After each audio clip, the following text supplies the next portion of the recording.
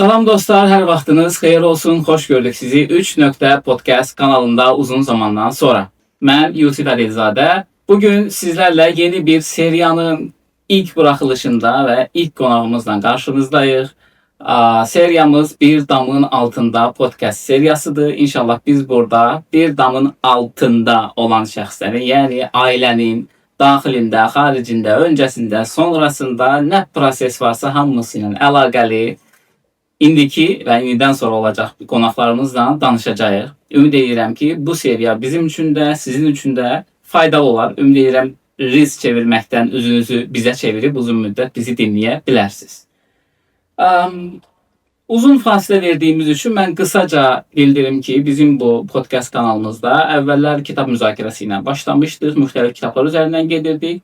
İndi isə bir neçə fərqli seriyamız olacaq. Bizi izləmədə qalın. Bugünkü qonağımız klinik psixoloq Sevinç Cavadi xanımdır. Sevinç xanımla necə tanışdığımızı mən sizə ilk anladım. Çox maraqlı bir hadisədir. Onu yer düşəndə mən anladıram. Deməli bir gün mənə bir zəng gəldi radio kanalından ki, bəs gəlin bizdə bir mövzunu müzakirə edək. Mövzu nədir? Mövzu da budur ki, ailədə problem yarananda psixoloqa gedək, yoxsa münasibət koçuna gedək? Məni münasibət koçu olaraq çağırırlar və qarşımda da bir psixoloq olacaq. Mən də çox maraqla gözləyirəm ki, görüm o psixoloq kim olacaq və getdim. Sevinç xanım oradaydı, tanımırdıq, elə oradaca tanışdıq. Söhbətin girişində bir-birimizə belə baxırdıq, görəsən bu söhbətin axırı hara gedəcək. Amma çox gözəl qurtardı. Biz orada dostlaşdıq, çıxdıq.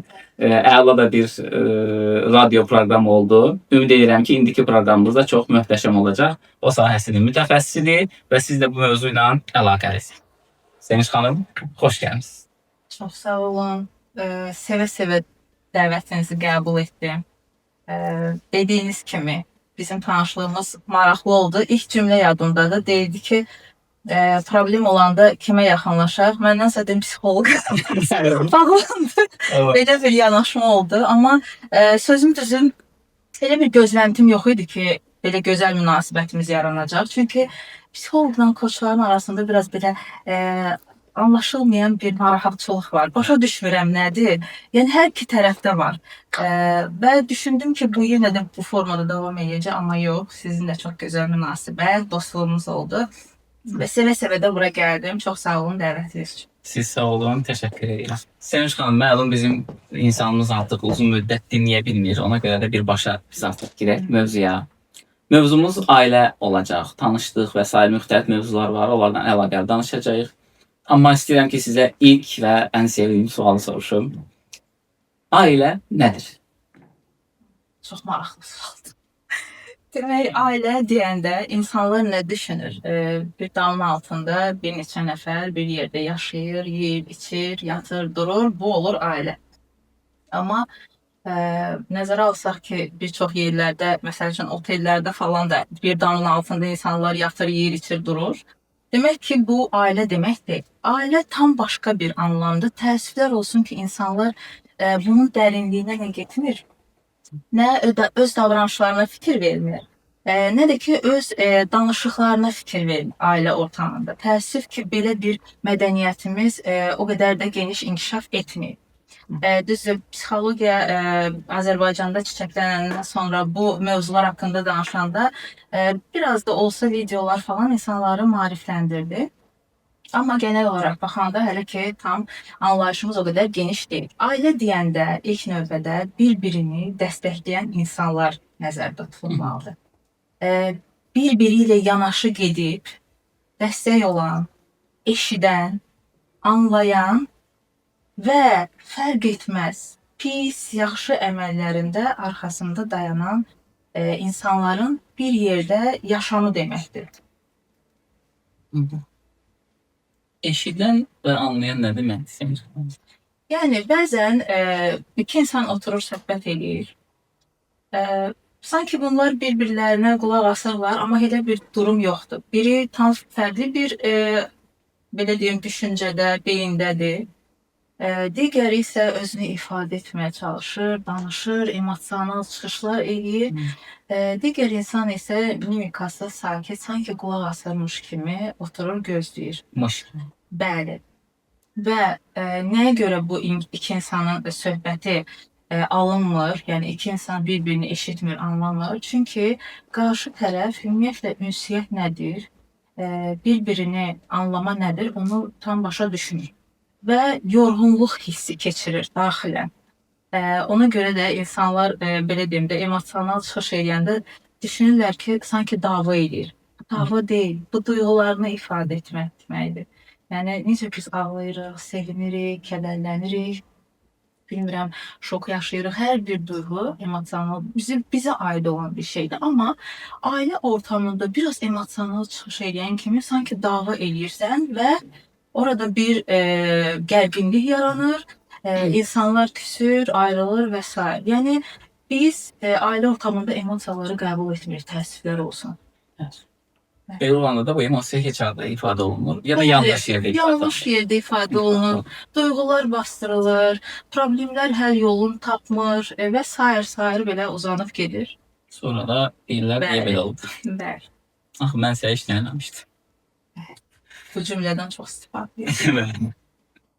Növbəti sual. Təşəkkür edirəm. Bir ailəyə ailə deyə bilməyimiz üçün hansı təməl şərtlər daşınmalıdır? Ümumiyyətlə ailə qurmamışdan öncə insanlar Azərbaycanda necədir? Birinci toyu harda eləyək, kimləri çağıraq, sonra gəlin paltarını, bəy paltarını hardan alaq və s. kimi düşüncələrə girirlər. Amma ümumiyyətlə ailə necə qurulmalıdır, necə tanışlıq olmalıdır, bu kimi anlayışları bizdə qəbul etmirlər. Bəli, ailə olmamışdan qabaq hər iki tərəf bizim mentalitetdə var da, oğlan tərəf gəlir, qız evinə və s. söhbətlər gedir. Burada toydan əlavə, bilmirəm, evdən, maşından əlavə, ümumiyyətlə bu iki insan, biz ailələr arasında bir uyğunluğa baxmalıyıq. Müəyyən qədər söhbətlər eləməlidir. Təhsil haqqında soruşmaq yerinə, məsələn, necə bir ailəsiz, necə bir dəyərləriniz var, övladınızı necə böyütmüsünüz? Məsəl üçün, onun çətin anları nə zaman olub, necə baş edib bunlarla, sonra kədərlidirmi, pozitivdirmi, özünə qapanıqdır və s. kimi bir danışıqlar gedir. Məsələn, biz necə olmamızı istəyirsiniz bir ailə ortamında? Qarşı tərəfdən belə suallar verilməlidir. Necə etməliyik, necə olsalar da daha yaxşı olar? Biz nə edək ki, bu ailə xoşbəxt olsun, necə davranaq? Bu tərzdə bir söhbət getməlidir, amma təəssüflər olsun ki, bizdə bu söhbətlər getmir. Gəldilər, hə, yox, aldılar və sonra xonçalar gəlir, toylar və s. Yəni, heç bir tanışlıq falan ünsiyyət olmur, toy baş verir. Toydan sonra isə artıq insanlar bir-birini dərinlikdən tanıyanda o zaman problemlər ortaya çıxır və bu cümlə gəlir. Axı, sən belə deyildin. Axı, siz bizə gələndə bu havada deyildiniz. Hər halda evə gələn adam coşub da dava eləməyə gələsi deyil. Yəni, ona görə də müəyyən müddət iki ailə mütləq şəkildə, əgər biz Azərbaycanlıyıqsa, iki ailə uzun müddət bir-biri ilə tanışlıq aşamasında olmalıdır mütləq şəkildə. Müşahidə edilməlidir. Bəli, bir-birini müşahidə edilməlidir. Biz əksini müşahidə edirik. Elə bil mən bunu bəzən təlimlərdə də anladıram. İşimiz ancaq budur, onun təlimini veririk. Deyirəm, mən otururam kofe shopda, ki kitabımı oxuyuram, yenəsə işimi görürəm orada. Kənarda da otururlar, söhbət edirlər. İki dənə gəncdir, qız oğlan söhbət edirlər və bir-birlərinin travmalarını anladırlar.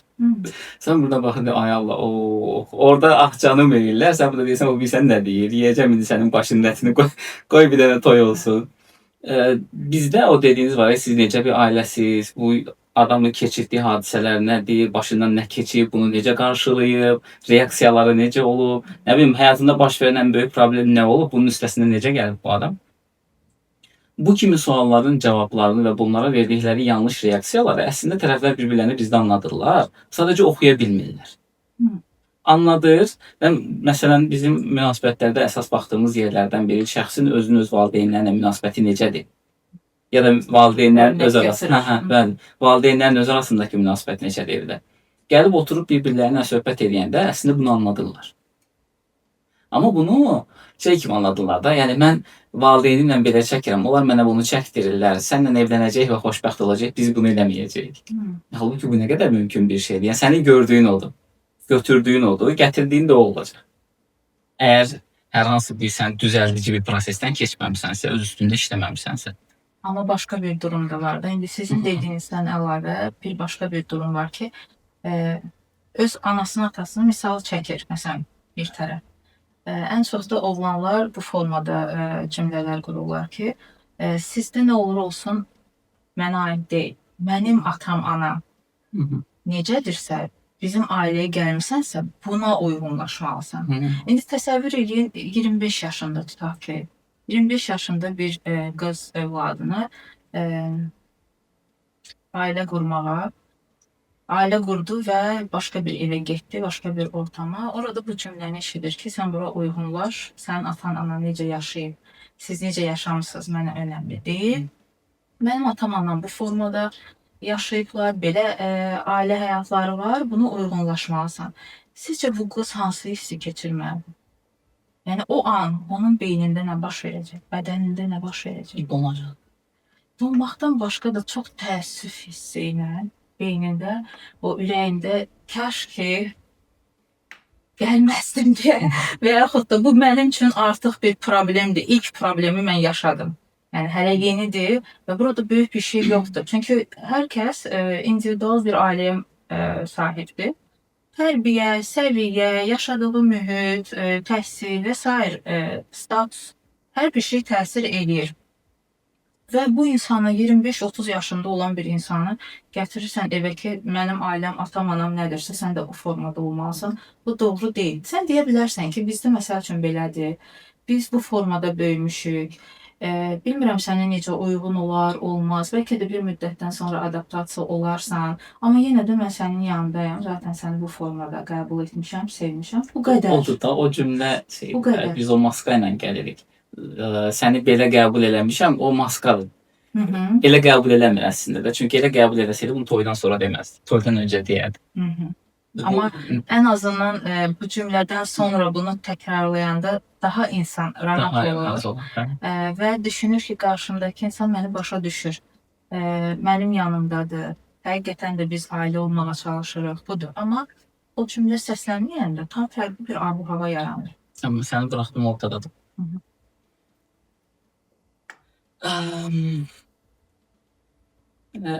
Tanışdıqdır 3-cü sualda.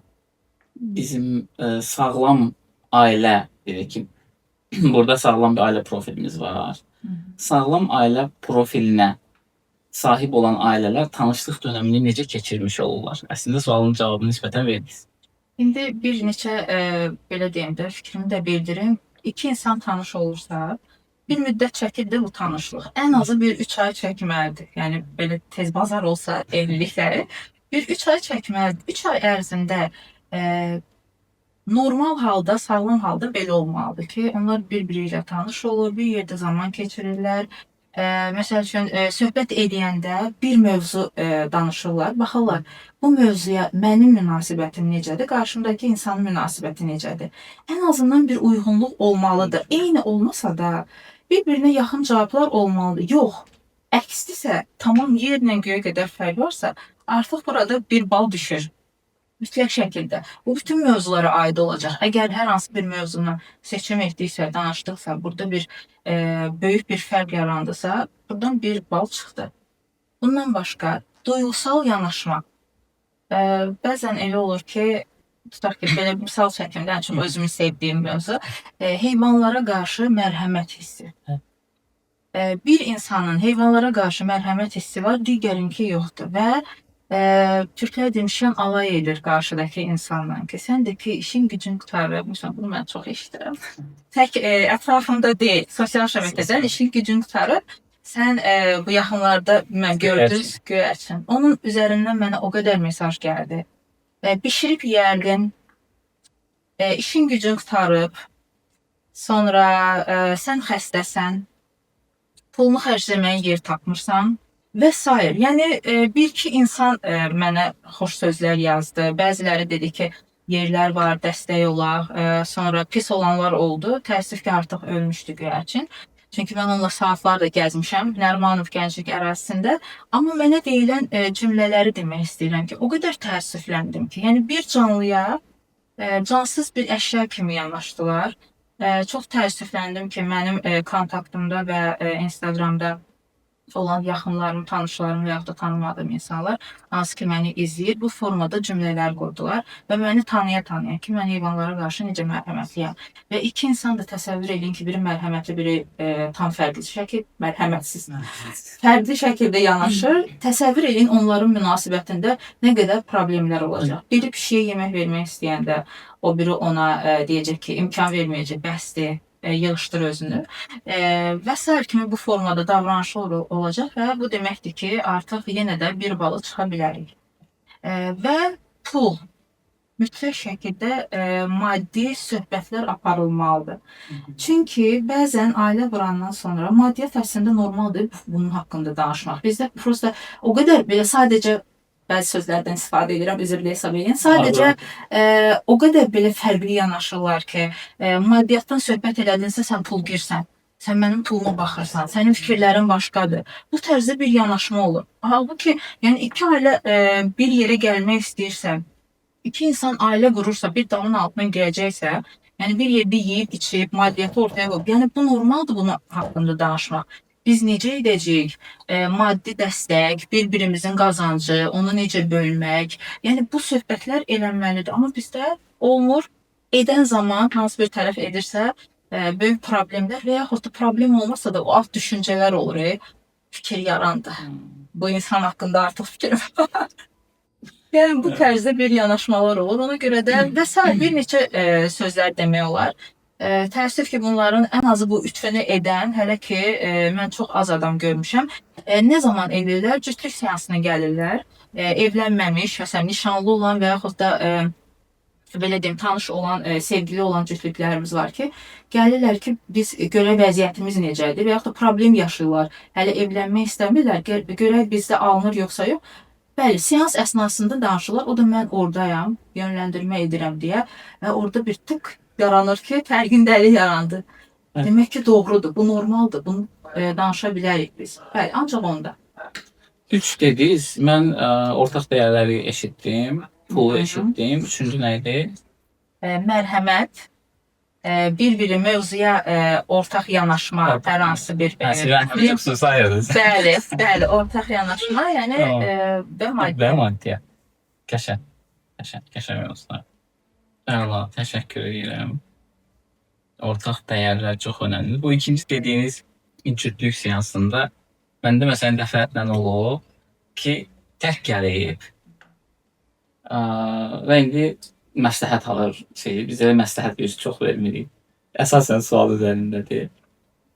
Mən deyirəm, gəzim, mən sənə zaten məsləhət verəmmərəm. Qərarı sən verəcəksən, evlənmək istəyən sən, tanış olan sənsən, adamı tanıyan sənsən, mən sənə deyə bilərəm. Nəticə etibarən danışırıq. 1 saat keçir. Özdə yazdırıram mən. O konkret gözü ilə görməsi gerəkən şeyləri yazdırıram ki, sonra bax, gör, yadından çıxmasın. Kağızı qələmi götürür. Nəsə deyir, deyirəm, bax, bu dediyini bir dənə yaz, zəhmət olmasa yazır. Söhbətin axırında bir 10-15 dənə maddə var da burada. Və 10-15 yerdə ciddi yerlərdə hansı ki bunlar, yəni X, Y şəxslərdir. X mənim yanımdadır və onun üçün çox önəmli olan 10 dənə dəyər var. Hansı ki bu 10 dəyəri gözü ilə belə böyük-böyük görüb ki, bu qarşı tərəfdə problemlidir. Bunu mənə anladır. Mən də onu sadəcə demişəm ki, yaz. Mənim rolum bir dənə bu. Baxır buna, deyir, hə, düz deyirsiniz, bunlar problemdir. Gedir və eşidirəm ki, sonra nişanları var, toyları var.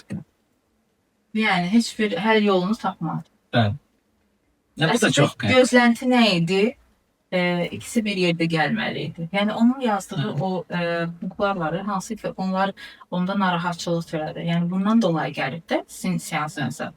Orada ikinci tərəf də gəlməli idi ki, bunun əsasında bir danışıq olsun, ortaq fikrə gəlinsin, bir-birini anlasınlar və sağlam formada addım atsınlar. Təəssüflər ki, bir seansla... Az olur, təəssüf ki. Bilmirəm, sizdəki situasiya necədir, onu da deyirsiniz. Məndə tək gələn daha çoxdur. Yəni 80-90% tək gəlir. Elə bir, ya bəy gəlir, xanım gəlmir, ya nədənsə utanır, ya çəkilir, ya inanmır, işte faydası olacağına. Ya da xanım gəlir, bəy eyni formada gəlmir. Çox qəribədir ki, ikisinin bir gəldiyi çox az olur. Mən də belə deyim. Demək olar ki, cütlük formasında gəlirlər. Amma tək nə zaman gəlir, o da bəylər, cinsi mövzularda problemlər olanda. Qarşı tərəflər, cinsi fantaziyalar belə deyərdim. Azərbaycanda bunu səsləndirəndə əxlaqsızsan deyə bir yargılama olur. Sən əxlaqsızsan. Yəni bu formada bir yanaşma olduğuna görə nə bəy özünü ifadə edə bilmir, istəklərini bildirə bilmir, o fantaziyalarını ortaya qoya bilmir. Qadın isə ümumiyyətlə bunu belə deyim də heç beynindən belə keçirməyə qorxur ki, birdən ailədə problem olar. Mən də seanslarda dediyim kimi qadınlar tək o zaman gəlir ki, özlərinin qaynana və baldızla problemləri var. Evdə ümumi problemlər var, onda tək gəlirlər. Kişilər isə yalnız cinsi mövzularla bağlı bunu necə ifadə edeyim? Məsəl üçün bəziləri boşanmaya qədər gedir ki, mən artıq bacarmıram. Bəziləri ifadə etsə də bir nəticə görmür. Belə deyərdim də, boşanmaların çoxu, mən verilişdə də bir dəfə çıxış eləmişdim bundan bağlı. Bəzən deyirlər ki, ortada problemlər oldu, amma nədir? Bunu müəyyən etmirlər, demirlər. Problemlərin çoxu cinsi münasibətlə bağlıdır. Orada fikirlərlə, ortaq fikirlərlə məmnun olmamaq və s. Bu təməl olan problemlərdən biridir. Seanslardan bunu gördüm ki, belə deyim də, mediasiya gedənlər onu gedib orada ifadə etmiş ki, düzdür. Yəni məhkəmədə də demir, mediasiyada da demir, sadəcə ümumi problemləri sayır. Amma seanslara gələndə mütləq şəkildə bunu ifadə edirlər. Evet, danışılmayan həqiqətlər. Bu biraz danışılması mif, tabu halına gətirilmiş müəyyən şeylər var ki, bizdə cəmiyyətin bir çox nöqtəsində elədir. O haqqında danışdırmırlar. Ailə mövzusunda bu cinsəllikdir başda gəlir ki, cinsəllik danışılmır. Cinsəllik nə olduğunu da heç bilən yoxdur. Cinsəllik deyən kimi seks ağla gəlir. Halbuki fərqli anlayışları daxilində olan bir şey, daha ümumi ifadədir. Danışılmır. Sonra dağılmanın da səbəbi o olur, amma yenə də danışılmır. Heç kim yenə bilmir ki, nə baş verdi. Halbuki bununla əlaqəli mütləq bir fərqindəlik olmalıdır. Bizim mənim hazırladığım bir təlim paketi var, 30 saatdır. Onun içərisində xüsusi bir 3 saatı sırf o mövzuya ayırmışam. Hələ kiçikdir, düşünürəm ki, o yəqin gələcəkdə bir 6 saata çıxaracam. Çox önəmlidir. Bununla əlaqəli məlumatlı olmayanda, ön bilgilər olmayanda evliliyə sən miflərlə başlayırsan. İnançlarla başlayırsan. O belə olur, görürlər hər şeyi. Bəli. Yaxud da ki, indi valideynlər elə bilir ki, ya da məktəbdə bəlkə müəllimlər də elə bilir. Biz indi bu mövzuları danışsaq ayıb olacaq, uşaqlara şey olacaq. Halbuki o uşaqlar gedir onu başqa yerdən öyrənir. Yanlış yerdən, yanlış şəkildə öyrənirlər, yanlış çuxurlara gedirlər, düşürlər. Halbuki bunu düzgün bir şəkildə keçsən ki, dünyada nümunələri var. Daha yəni yaşlarına uyğun bir maarifləndirmə olmalıdır. Okay, mütləq. Məktəbdə olmalıdır, universitetlərdə olmalıdır, evdə olmalıdır. Mən həmişə deyirəm, pasientlərlə işləyəndə onların valideynlərlə ümumi söhbətlərim olur. Kiçik yaşından övladlarınızla mütləq şəkildə cinsi tərbiyə mövzularını açın. Əlbəttə onun yaşına uyğun açacaqsınız. Hər halda öz yaşınıza uyğun olası deyil ki. Amma bunu bilməlidirlər. Çünki onlar yaşa dolduqca və bu mövzulardan maariflənməyəndə dediyimiz kimi başqa yerlərdən, hətta belə deyərdim, cizgi filmlərində belə açıq-aşkar göstərilir. Yəni onun nə olduğunu anlamadan normal şəkildə onu qəbul edir. Harda necə gəldi istifadə də edə bilər. Səsləndirə də bilər. Amma valideyn olaraq biz onları maarifləndirəndə onu normal qəbul edir, sağlam formada, psixologiyası pozulmadan.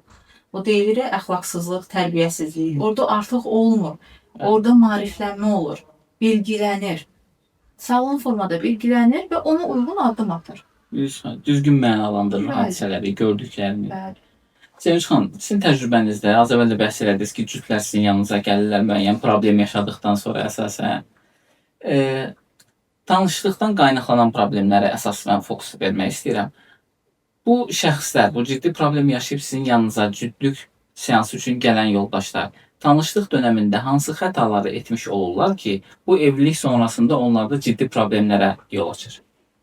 Tanışlıq əsnasında ən çox problem yaşanılan durum Cütlüklər bir-birinə emosional yanaşır. Yəni sevgi dolu, yalnız sevgi, xoşbəxtlik, Aşk, muhabbet. sonra bilmirəm bir yerdə keçirəcəkləri gözəl günlər, sonra uşaqları olacaq və s. Ancaq hər şeyi türklərin bir sözü var ya, toz pəmbə görürlər hər şeyi. Nə bir problem var, nə bir əksiklik var, nə bir qarşılıqlı tanıma var. Heç bir şey yoxdur. Qız tərəf oğlan tərəfi sevir, oğlan tərəf qız tərəfi sevir, qız oğlanı, oğlan qızı, hər kəs bir-birini sevir və toy olandan sonra hər kəs düşmən olur. Nəyə görə düşmən olur? Çünki sadəcə maskalanırlar. Bu əsnada heç kim bir-birini tanımır. Nə də heç kəs özünü tanıtmır. Əsl üzünü göstərmir. Normal həyatda necəsən? Öz ailəndə necəsən? Onu sərgilə. Zaten bu yeni qurulacaq ailə sənə məxsus olacaq. Yəni bunun problemləri olsun, xoşbəxtliyi olsun, hər biri sənə məxsus olacaq.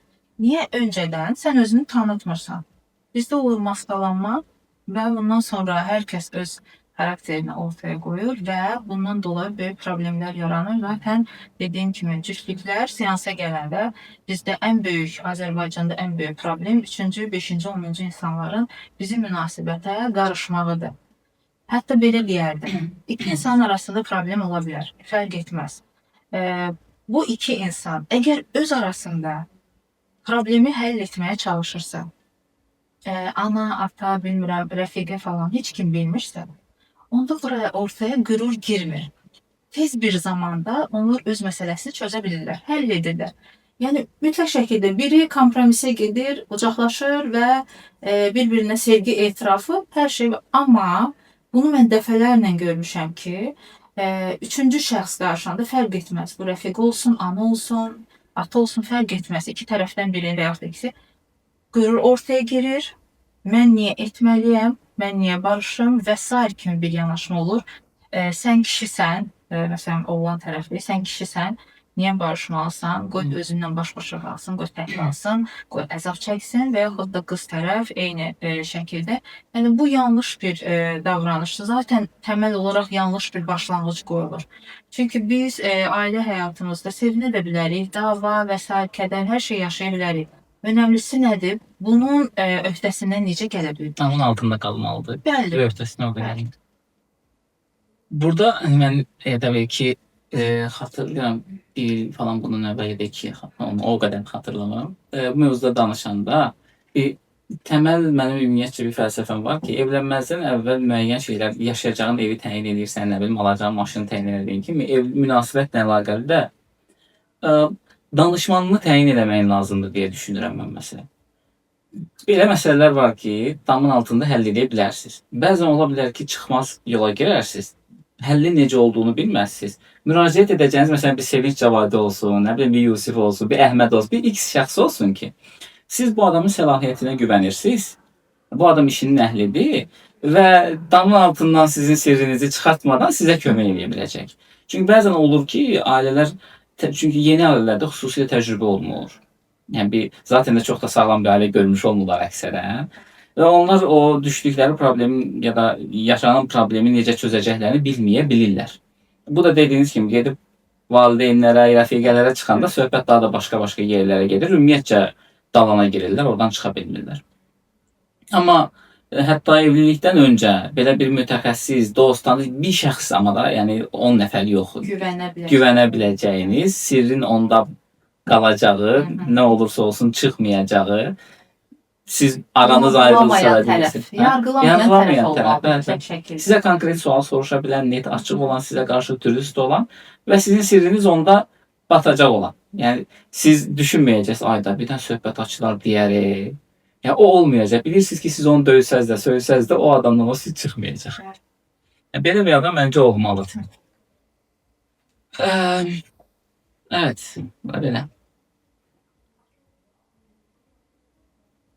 Öyle bunlar sualları tekrarlamayayım ki şimdi gel. Seveceğim. Nasıl oldu? Günler geldi. Az evvel toxunduğunuz sözlərə gəldi. Evlilik dönemində bu hansı ki toy öncəsi, toy və yaxın toyun yaxın çevrəsi də belə öncəsi sonrası ilə bərabər ailənin, yəni tərəflərin ailələrin, valideynlərinin evlilikdəki hazırki real rolu nədir? Yəni hazırda biz Azərbaycanda necədir və əslində necə olmalıdır? Bizdə hətta belə deyərdim, bu qədər bu formada illərlə davam edib də normallaşan bir durum var ki, mən psixoloq olaraq belə nə qədər oxuyub təcrübə görsəm də, baxıram ki, bir tərəfi sızır. Yox, bura biraz dön. Çalışıram ki, buradan qaçım. Amma o deyirəm də burada bizdə bu təməl bir travma yaradıblar, normallaşdırıblar. Yəni bu olmasa sən deyilsən. Yəni belə bir durum var. Nə var? Normalda bizim ailələrimizdə o var ki, başda saydığım kimi nələr olacaq? O, bu, toylar falan, kim gələcək? Bu var və siz qarışmayın. Biz özümüz həll edərik. Sən seçim etmə. Bunu edək. Çünki qonum qonşu var, qohumlar var, bizə nə deyərlər?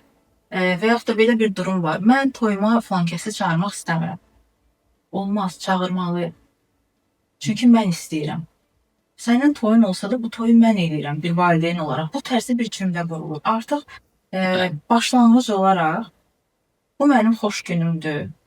Mən orada kimləri görmək istəyirəm? Sevdiyim insanları görmək istəyirəm. Rahat ola biləcəyim, sevdiyim. O insanı görəndə mənə xoş bir aurası gəlsin, nəinki negativ.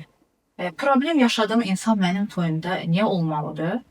Buradan artıq böyük bir problem yaranır. Çünki o bizə əvvəl gəlib pul yatırır. Bəli, gəlib pul yazdırır və yaxud da mən onu çağırmasam, sonra bunun altından çıxa bilmərəm, o zəng eləyəcək mənə, bu qohumlar arasında problemdir və s. kimi yanaşma olur. Əslində elə olmalı deyil. Əgər iki insan ailə qurursa, ilk növbədə siz nə istəyirsiniz, nə düşünürsünüz deyə bir suallar verin mən. Onlar da düşünməlidirlər, amma necə ortaq fikirli. İki tərəf də xorla mən bunu istəyirəm, o formada yox. Biz özümüz danışaq, öz aramızda söhbət edək, seçimlərə baxaq, bizim üçün nə uyğundur, nədən biz xoşbəxt olarıq. Danışaq və sizə məlumat verək. Bu formada bir başlanğıc, sağlam bir münasibətin təməli qoyulmalıdır. Toyun kimin olduğu bəlli olmalıdır. Bəli, kimin olduğu və kim xoşbəxt olmalıdır. Yəni burada kim yeyib, içib də, oynayıb, sonra qohumlar arasında xoşbəxt olacaq deyil, o olmalı deyil. Yəni iki insan, evə gəlin, onlar xoşbəxt olmalıdır. Tamam, mən qarşı deyiləm. Biz, atamız, anamız, böyüdür uşaqları, böyüdür boya başa çatdırır. Onların bir arzuları olur, necə görmək istəyir. Onu mən anlayıram, amma mən istəyən olmalıdır, yox. Sən kənarda dayan, mən istədiyim olsun, bu yox. Qarşılıqlı. İstəklər, fikirlər bildirilir və ortaq məxrəcə gəlir. Bu sağlam budur. Qəşəng. Bizdə neçə faiz sağlam? Onu deməsəm olar. Zaten bunu deyəndə bəzən bir video paylaşıram, bəzən bilmirəm verilişdə nəsə bir çıxışım olur. Mənə yaşı orta olan, biraz yuxarı olan 50-60 yaşında xanımlar mənə yazırlar. Kommentdə bildirmirlər. Şəxsiyə yazırlar. Ki sən cəmaatı pis yola çəkirsən. O psixoloqlar çıxandan uşaqların baş beyni pozulub. Nə gəldi danışırsan ağzına gələn? Cinsi tərbiyə nədir? Uşaqların beynini pozursunuz, əxlaqsız edirsiniz. Doğulandan artıq tərbiyəsiz doğulurlar, bunlar kiçik yaşlarından. Bu formada bir yanaşma olur.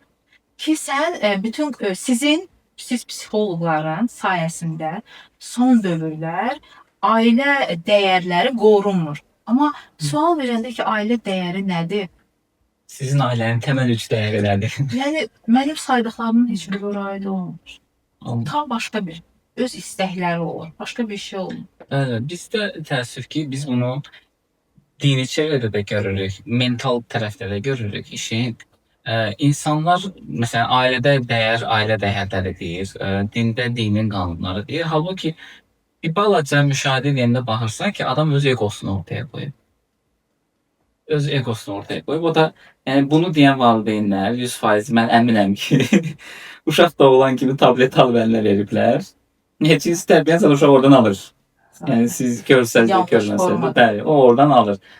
Bundan sonra psixoloq onu danışdı, bunu danışdı. Ki, bəzən belə bir anlayış gəlir, buranın balaca, yüngülcə açaq da. Sanki indi az əvvəl siz dediniz ki, uşaq qərarına özü verməlidir, xoşbəxtliyi o yaşayacaq nəticədə valideynlə diskussiya qurmalıdır, ortaq bir qərar olmalıdır. Elə bil biz deyirik ki, valideynlər tamamilə çəkilsinlər, kənarda qalsınlar, uşaqlara heç bir müdaxilə eləməsinlər, onlar necə keyfləri istəyir elə eləsin. Yəni bizim dediyimiz özbaşınalıq deyil də. Biz demirik ki, hər kəs öz başına olsun, ailə dəyərləri kənara atılsın. Biz deyirik ki, hamı insan yerinə qoyulsun. Bəli. Yəni valideyni valideyn olaraq dəyərini görsün, övlad da bir insan olaraq valideyn tərəfindən dəyərini görsün. Çünki bizdə əsasən mentalitetdə təəssüf ki, uşaqlar insan kimi dəyərləndirilmirlər. Uşağa insan kimi baxmırlar, adam kimi dəyər eləyirlər, adam yerinə qoymurlar. Bəli, bu cümlədən istifadə edir.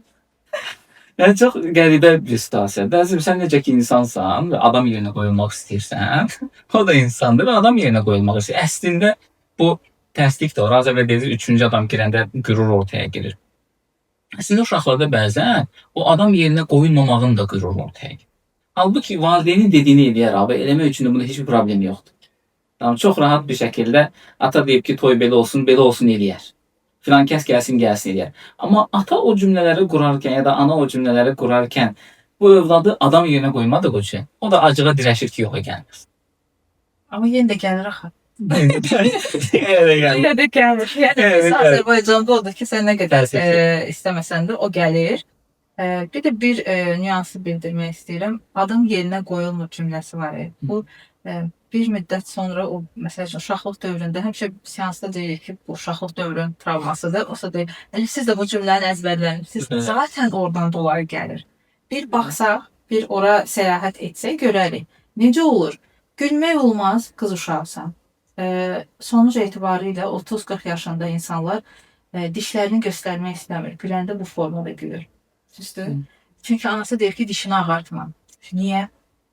Yəni dişimi ağartmaqla mən tərbiyəsiz oluram ki. Yəni belə bir fərqli düşüncələr var. Və yaxud da hər kəs oturub qonaqlar gəlir. Sən burada oturma, keç o biri tərəfə. Sən bu süfrəyə dəymə. Qonaqlar getsin sonra. Düzdür, indiki ailələrə baxsaq elə bir durum yoxdur. Övladlarımızı biz rahat belə deyim, qarşılayırıq bu formada, otururlar hər kəslə. İstəyəndə istəyirsə oturur, istəmirsə oturmur. Onların qərarıdır. Yəni hər kəslə bir yerdə adam yerinə qoyulma var ya, oturub yemək yeyir. Adam yerinə qoyulub da oturub bir süfrə arxasında qonaqlarla bir yerdə yemək yeyirlər. Bu onlarda o süfrə mədəniyyətində formalaşdırır. Axı süfrə mədəniyyəti tək başına yaranmır və yaxud da süfrə mədəniyyəti tək mənim atam, anam, bacım, qardaşımla olmur. Süfrə mədəniyyəti digər tanımadığım və yaxud da biraz uzaq olan insanların 10 nəfər oturub mən orada özümü necə aparmalıyam? Yəni mən necə yeməliyəm? Necə danışmalıyam, necə qulaq asmalıyam, necə oturmalıyam. Necə reaksiya verməliyəm. Bəli, bütün bunları orada səhv edərək sən öyrənirsən. Baxırsan ki, nəysə səhv etdin, hər kəs biraz fərqli bir gözqaş olundu. Demək ki, bunu yanlış etmişəm. Bu zaman süfrə mədəniyyəti yaranır. İnsanların içində özümü ifadə etmək kimi bir tərbiyəm formalaşır. Özümü necə ifadə etməliyəm? Bunu ifadə etməyəm ümumiyyətlə doğrudur. Amma bizdə nə olur? Çəkil otağa, gir otağa, çıxma. Qonaqlar gedəndən sonra artıqları yeyib, yəni süfrəyə toxunma, bu konfet qonaq üçündür. Buranı dağıtma, qonaq gələcək. Yəni bunu mən nə qədər hər kəs məni linç etsə də, zaten ətrafımda həmişə belə bir söhbət olanda danışıram və hər kəs də linç edir zaten. Belə deyim də, öz yaşlıqlarım deyil də, biraz yaşı yüksək olan insanlardan söhbət gedir. Nə qədər linç etsələr də, bu mənim düşüncəmdir. Hər kəsin fikrinə hörmətlə yanaşıram. Normal, sağlam övlad böyütmək istəyiriksə, ən azından onların fikrinə hörmət etməliyik. Onların ümumiyyətlə fərd olaraq mövcudluğuna hörmət etməliyik. Biz ümumiyyətcə nədənsə duyğuları ifadəyə icazə verilmir. Ağlamaq da olmaz, gülmək də olmaz, sevmək də olmaz. Ona gəlmədə istədirsin. Olmaz. Çox qəribə bir şəkildə, indi burası çox girdiyi mövzudadır. Ağlamaz, gülməz. Ağlamağa ümumiyyətcə yaxşı şey kimi baxmırlar. Ağlamaq negativ bir şeydir.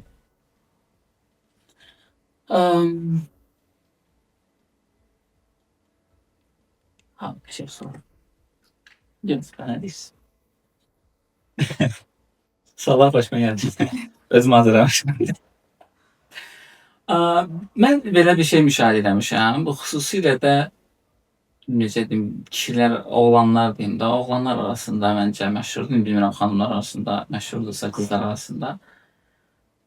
Doğru evlilik eləmək üçün çox adamla flört etmək lazımdır kimi bir anlayış var. Ki çox təcrübədən keçsin. Hətta olur ki, bəzən bir adam sadəcə bir nəfərdən tanışıb, münasibət olub və evlənib. Sonra problem yaşananda deyir ki, bizim təcrübəmiz yox idi. Başqaları çox adamla flört edib. Mən də bir dənə qız gördüm, ondan evləndim. Sonra da başıma bu gəldi. Siz nə düşünürsünüz? Yəni doğru bir münasibət qurmaq üçün həqiqətən də çox adamla flört etmək lazımdır. Yox, əlbəttə ki, o saysız hesabsız şey. Burada mütləq bir belə deyim də, insanın mənəviyyatı ölər. Sən davamlı yeni insanlarla tanış olub bir sevgi yaşasan, bir bəyənmə hissi yaşasan, bilmirəm, bir müəyyən həyatın müəyyən hissəsini bir partnyor olaraq alsan, bu normal deyil. Çox insanla söhbət gedir. Əlbəttə bir insanla da kifayətlənmək doğru deyil. Biz mütləq şəkildə tanış olduğumuz bayaq bir sual verildi. Tanış olanda emosional yanaşmalı deyilik. Bu bir də görüntü. İnsanlar nəyə baxır? İlk gördüm, bəyəndim, sevdim, mənə xoş gəldi. Və yaxud da bəziləri deyir ki, təhsili xoşuma gəldi, danışığı çox xoşuma gəldi, buna baxır. Amma nə olmalıdır? Bir balans yaranmalıdır. Qarşımdakı insanlar tanış olmamışdan qabaq. Ümumiyyətlə mən nə istəyirəm? Gözəl istəyirəm. Gözəl olmaya da bilər. Əsas odur ki, mən onun belə deyim də, o mövzuya yanaşmağı, mənə olan hörməti, yanaşmağı, bizim ortaq söhbətlərimiz, dəyərlərimiz, buna yanaşan insanlar da olur. Fərqli bir seçimlər olur. Bu seçimləri ilk növbədə özümdə bir formalaşdırmalıyam. Yəni mən nə istəyirəm? Nə istədiyimdən sonra ilkin tanışlıqda birbaşa mən səni sevirəmə atılmaqdan savayı ki, insanlar bunu edirlər. Səni sevirəm, çox bəyəndim, indiyənə qədər belə bir həyatımda insan olmamışdı. Bu yalancı cümlə, şablon cümlələr. Bunu demək yerinə sən həyatına aldığın insanı ilk növbədə tanı və gör istəklərinə uyğundur. Bir müddət bir tanışlıq olmalıdır. Bir yerdə yemək yemək olmalıdır və yemək yeyəndə də özümüzü o biraz sıxıb saxlayıb bunu yeməyim də, tanış olandan sonra bir ildən sonra basmayayım. Bunu etmək lazımdır. Mən nəyəmsə, mən sevirəm yeməyi, sevirəm, yeyirəm. Budur. Əgər mən sevirəmsə rəqs etməyi, bunu mən göstərməliyəm, bölüşməliyəm ki, mən rəqs etməyi sevirəm. Amma uzun müddətdən sonra mən çıxıb rəqs edəndə qarşı tərəf deyir ki, bu nədir? Hardan öyrənmirsən? Bu nədir? Yeni bir şey çıxardırsan ortaya, bir problem yaranır. Sən bildirməlisən, mən musiqini sevirəm, mən rəqs etməyi sevirəm, mən yeməkləri sevirəm, dadlı yeməkləri sevirəm və s. kimi. Məsələn, mən təkliyi sevirəm. Çox insan olmasın ətrafımda və yaxud da uzun danışmağı sevmirəm, susmağı daha çox sevirəm və ya əksinə mən danışmağı, özümü ifadə etməyi sevirəm ki, qarşıdakı insan düşünsün, mən buna dözə biləcəm yoxsa yox. Yəni bunu belə deyim də, gözündə o ürəklər çıxmaq yerinə hələ bir tanı, ondan sonra addıma. Bu olmalıdır. Geçen sefer təlimimiz var, red flaglərdə təlimdadır. Orada indi mən sistem qurmuşam, məntiq daha önə keçib, emosiyalar arxaya keçib falan. İştirakçılar deyirlər ki, bu qədər məntiq artıq deyil. Halbuki sən bu münasibətə girmədən öncə bir ağlını işlətməlisən ki, baxasan hara gedir. Çünki bu eş və iş söhbəti var. Yəni iki şey var ki, həyatın boyunca səninlə gedəcək də. Bu yaxşı da olsa, pis də olsa bunun sənə bir təsiri olacaq. Bir daha vasitə sən bununla əlaqəli qərar verəndə çox ciddi düşünməlisən. İş yerinə gedəndə 10 dəfə düşünüb, bir dəfə fikir verirsən. Heç o iş yerindən qayıdacağın yerdə evdə olan şəxslə əlaqəli düşünməyin lazımdır. Halbuki biz emosiyanı qabağa verməyi, daha tez ifadə edin, özümüzü buraxmağı daha çox sevirik. Amma bir düşünsən, bir 2 stəkan çay içəndə, daha doğrusu 2 dəfə. Bir dəfə oturduq, 1 stəkan çay içdik, sağollaşdıq. İkincin gəldi, oturduq. Artıq anlayırsan ki, bu üçüncünü içmək olar bu yolda, yoxsa olmaz. Təbii, düzgün sual verə bilirsənsə, düzgün müşahidə edə bilirsənsə, hələ indidən özü buraxmamışsansə. Bəli, bu hər iki tərəfdə. Bəli. Gözəlliklə əlaqəli olunuz bizə, gözəllik və dəyərlər. Mən burada bir cümlə qurmaq istəyirəm ki, gözəllik və dəyərlər bir balansda olmalı əvəzində dediyiniz kimi. Mən gözəl görmədiyim bir xanımla münasibət qura bilmərəm. Bunun nəticəsi yaxşı olmayacaq. Hesab o mənim gözümü doldurmayacaq çünki. Bu səfər düz başqa tərəfə gedəcək. Ona görə də gözəl gördüyüm birisi olmalıdır. Yanında dəyərlər də bu balansı saxlamalıdır. Bu xanım dünya gözəl olmaya bilər. Amma səni dinləyişi, sənə qatılışı, sənə reaksiyası, səninlə söhbətindəki o yaranan enerji artıq o gözəlliyi bir boyayacaq. Süni yox, təbii bir makyaj verəcək. Bu da olacaq bir balans. Burada da bir nüans var da. O nüans ondan ibarətdir ki, o deyilir qadın kişi dostluğu ola bilməz, düzdür? Bundan mən də razıyam. Nəyə görə? Bir müddət ola bilər. Nəyə görə olmur? Çünki kişi, qadın bir-birinə, yəni əks cinslər ya bəyənir, dost olaraq yaxınlaşır, yəni görüntü olaraq, və yaxud da onun ağlını bəyənir, dost olaraq yaxınlaşır, və yaxud da baxır ki, sədaqətli insandır, güvənilir, bundan dolayı belə bir münasibət və bir müddətdən sonra deyilir, gözəl olmayandır. Mən deyirsiniz ki, məsələn, o mənim belə deyim də, içimi fərahlatmalıdır, bir müddət sonra bezərəm və s. Gözəl olmasa belə, onu sevə bilər. Yəni o dostluq sevgiyə çevrilir. Çünki onun bəyəndiyi bəzi nüanslar olur. Onunla zaman keçirdikcə, tanıdıkça, artıq onun görüntüsü deyil, başqa nüanslar var ki, onları daha çox sevməyə Artıq başlayır. xatirələr. Yəni hər bir şey orada daha önəmli olur. Nəinki onun görüntüsü, bilmirəm, saçının rəngi və s. Buradan bəli, oradan yarana bilər. İlk baxışdan əlbəttə ki, hər kəs müəyyən qədər bəyənir də, bir göz zövqü pozulmasın, bəyənir və ondan sonra addım atır. Sevinç xanım, bir mütəxəssis olaraq, ailələrlə işləyən bir mütəxəssis olaraq illəri təcrübəniz var. Sizcə bir toy necə olmalıdır? Bu sual biraz da açın. Yəni bir toyu necə görməliyik? Bu toya restoranları aid eləməlisiniz. Nə deyirsiniz? Yəni bir psixoloji yanaşmanı nə?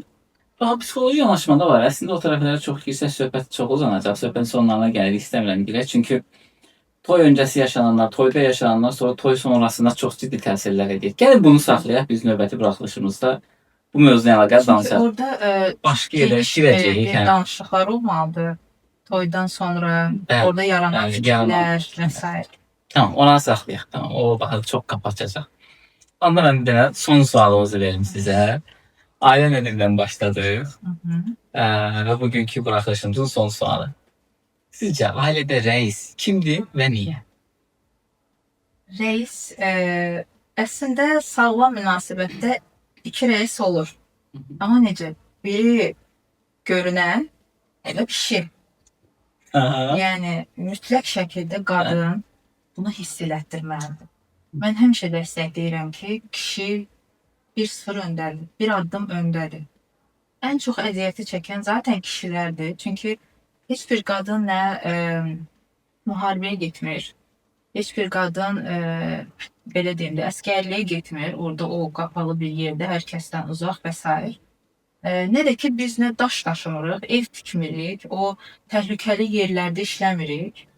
Onların heç birini bir qadın eləmir. Çox az hallarda hansısa qadın ehtiyacdan dolayı o da ağır yükün altına girir və onun da nəticələri zaten pis olur o heç.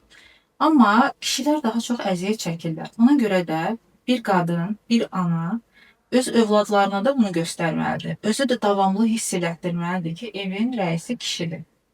Amma ikinci rəis ona görə deyirəm ki, alt fikirli.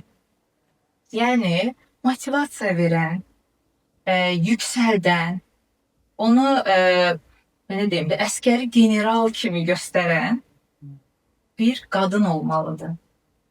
O zaman qarşısındakı kişi doğrudan da əgər əskərdirsə, bilmirəm, əgər sıravi bir polisdirsə, general olacaq. Doğrudan da general olacaq və o duyğu, onun o cəsarəti, işi mütləq şəkildə öndə olacaq. Nəticəsi də müsbət olacaq. Sırf qadından dolayı. Bəzi videolar var, yazılır ki, tez qarşıma çıxır TikTokda, Instagramda. Qadınıza yaxşı baxın, qadından dolayı kişilər daha çox pul qazanır. Bunu belə deyim də, elmi təsdiqi olmayan bəzi yerlərə yönəldirlər. Amma bu tam başqa bir şey. Mənim dediyim daha uyğundur. İnsanın yanaşması, psixoloji, manipulyasiyası tam elə ona doğru gedir. Nəinki görünməz başqa bir yanaşmalar. 100%. Mən sizdən razıyım. Mən ona biraz bir təlimlərin birində boyun baş misalı ilə bənzətmişdim. Qadın boyundur, kişi isə başdır. Bəli, çox doğru. Belə. Çox təşəkkür edirəm Sevinç xanım. Çox xoş oldu sizdən söhbət eləmək. Mənim üçün də çox xoş oldu. Dostlar, bir bölümün sonuna geldik. Hansı ki bu ilk idi və bir başlanğıc idi. İnşallah bundan sonra Sevinç xanım və Sevinç xanım kimi bir çox mütəxəssislə sizlə burada biz danışacağıq. Podkastimizi sonlandırmadan bizə məkan dəstəyini verdiyi üçün, bu gözəl studiyo ilə bizi təmin etdiyi üçün Dəstəkçi İcma Mərkəzinə də çox təşəkkür edirik. Sağ olsunlar, var olsunlar ki bizə bu şansı verdilər və biz burada oturmuşuq. Həm özümüz üçün, həm sizlər üçün bir şeylər danışırıq. Bu arada sadəcə siz öyrənmirsə mən də öyrənirəm. Bəli, qarşılıqlı öyrənirik. Proses belədir, həyat budur. Ömür boyu ölənə qədər öyrənmə. Öləndən sonra da öyrədəcəklər, deyirəm o yaxşı şeylər. Sağ olun, Allah'a emanet olun.